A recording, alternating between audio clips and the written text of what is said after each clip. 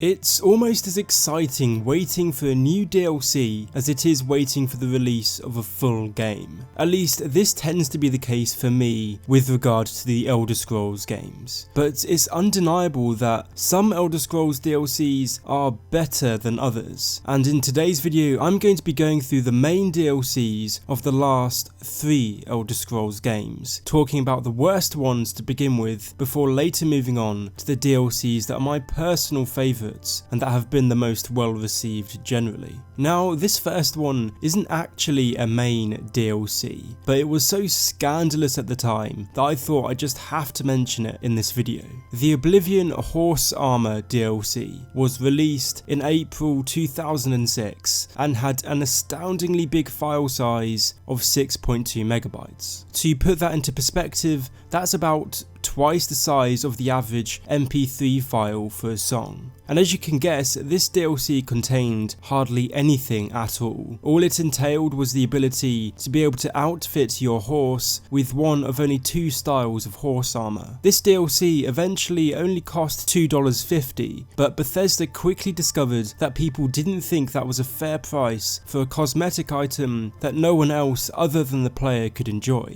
To be honest, it should have been free. But Bethesda soon realised their mistake, and 3 years after its release, on April Fool's Day, Bethesda discounted all the Oblivion DLCs on a sale on the Xbox store, other than the Horse Armor DLC, which they doubled the price of as a joke. I'm glad that Bethesda learned from their mistakes, but in all seriousness, this can be considered easily the worst DLC ever in Elder Scrolls history. Morrowind, as subscribers to my channel will know, is a game that I love so much, but the Tribunal DLC is fairly bland compared to other Elder Scrolls DLCs. Tribunal is the direct sequel to the story of Morrowind. It continues the Nerevarine prophecy. The story arc itself is good, epic, fun and interesting, but it has a distinctly different feel compared to the main Morrowind game. There isn't the same air of openness. The DLC is restricted to the city of Mournhold, which you can't exit other than through teleportation. The main quest of Tribunal is pretty linear and compact as well. It's much quicker paced than the main story of Morrowind. It literally just feels like they've just extended the main story ever so slightly. There's a complete lack of interaction with the rest of the world, which is even more depressing because the setting of Mournhold isn't exactly massive. If the setting of Mournhold was more interesting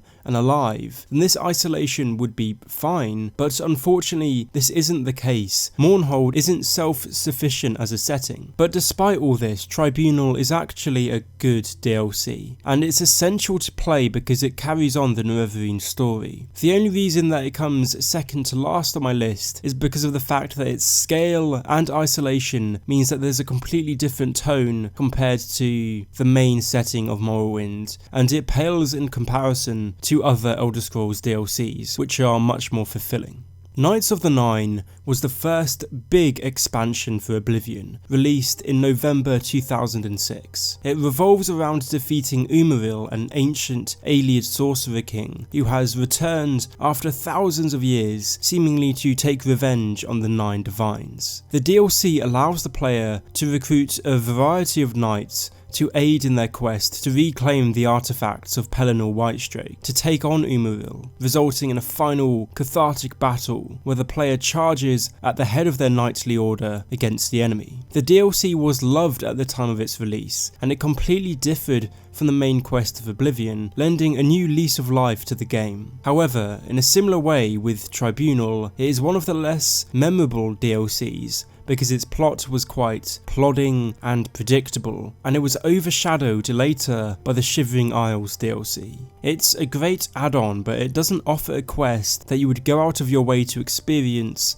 more than once or twice. Dawnguard was also the first add-on for its mother game, Skyrim. It added loads of new features to the base game, such as a new vampirism skill tree and the ability to be able to hire armoured trolls. But most importantly, it added an amazing, epic new main quest and setting. The introduction of the vampire threat was a big departure from the main quest of Skyrim, but the story does actually build on the lore of the game and the series in general. It introduced introduced amazing characters like Serana, explored the history of Skyrim and the former, and showed us the truth about the soul gems. It had an atmosphere of adventure, tough enemies, and great new abilities. But for all this, Dawnguard felt less sophisticated than its brother DLC, Dragonborn, which offered an amazing setting. Also, Dawnguard drew heavily on the dichotomy of good versus evil, so it felt almost simplistic at times. You were either on one side or the other. In other words, it was very black and white, even if you could play as either a vampire or a vampire hunter.